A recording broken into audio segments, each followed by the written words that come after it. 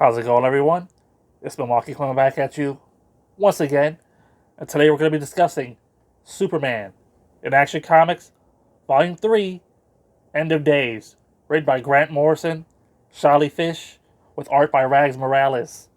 Let's get into it. The Fortress of Solitude is now on Earth in the Antarctic, where it always used to be instead of being up in space. Someone that Jor-El, Superman's father, once banished to the Phantom Zone, escapes the Phantom Zone and now comes to take on Superman, and we get the return of Krypto, who was trapped in the Phantom Zone way back when. Superman battles the Multitude on Mars. Or does he? Then we get a backstory here where Superman, he goes and he watches the destruction of Krypton through highly advanced space telescopes, and we get an appearance by Neil deGrasse Tyson. Then we get the origin of the little man who's been pulling the strings in this run the whole time. Superman takes on Super Doomsday, the Curse of Superman, and the Legion of Superheroes get involved. All the stories in Grant Morrison's run, they converge here as the main villain, we'll just call him V for now because his name is one of those crazy fifth dimension names. V reveals all and why he's doing this to Superman. Coming to Superman's aid, none other than Lex Luthor. Here we get a touching backstory featuring Pa Kent, not one to miss. Superman, he ultimately teams up with the population of Earth to trick V into saying his name backwards, thus defeating him and sending him back to where he came from. This volume, it's the final volume in Grant's run here.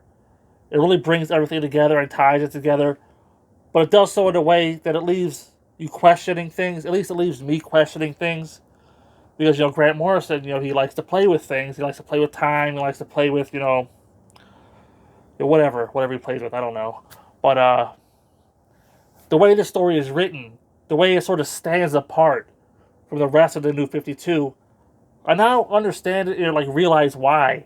When I first decided to read these 3 volumes, I was told read them all at once, do it back to back, don't take time between it, don't let yourself forget little things because they all come back into play, and sure enough they do here. Even stupid stories I thought were stupid, the kid that stole Superman's cape, right? Well, it turns out, had that kid not stolen Superman's cape right when he stole it, then the main villain V was going to steal it, and but he got outstole by that kid, right? Everything ties together here. The backstories about Ma and Pa Kent being dead. Well, it turns out that V might have had something to do with that, right? You're going to have to read and find out. The reason why V is attacking Superman is because everybody's favorite Superman villain, let me try to pronounce this name, Mr. Mxyzptlk, that guy, right?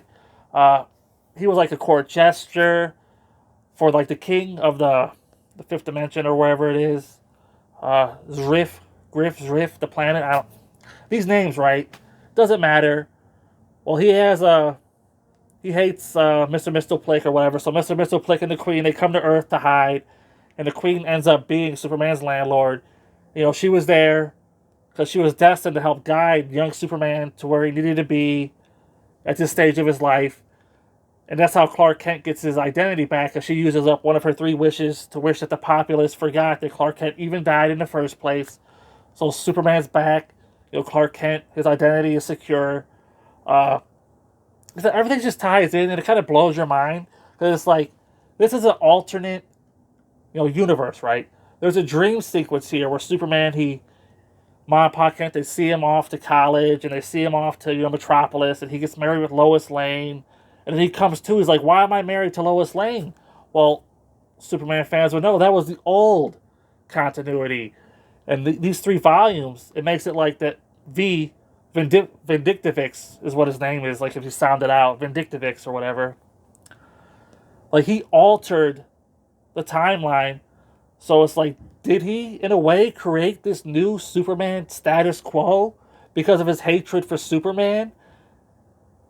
Ultimately, he probably didn't. It was all, a result of Flashpoint. But the way it's written, it makes you think. It makes you question, would things have been different had V not gotten involved?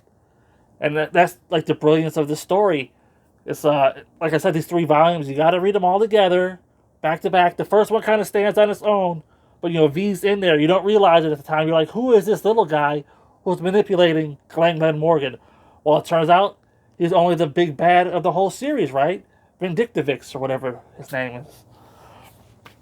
So when you see all these threads and they all come together, I remember complaining in Volume 1 about those 2 issues featuring the Legion of Superheroes. Well, guess what? It all made sense. The Superman army, it was all recruited throughout this series by Vindictivix, or whatever the hell, his name, because he wants to kill Superman, because he thinks that Superman is a trick by Mr. Mistleplick.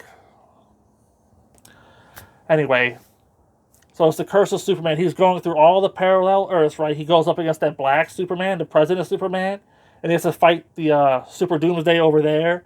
It's the same Super Doomsday that Clark has to fight here, which is just like a big mech armor with a Vindictivix inside of it. And, Lex Luthor making the save because no one's going to kill Superman but him. I don't know. It's just, when you read it all together, it just makes for like a fantastic read. And I couldn't recommend it highly enough. 5 out of 5. Superman Volume 3. The End of Days. 5 out of 5. Great run by Grant Morrison. Highly recommend it. Until next time, I'll see you there.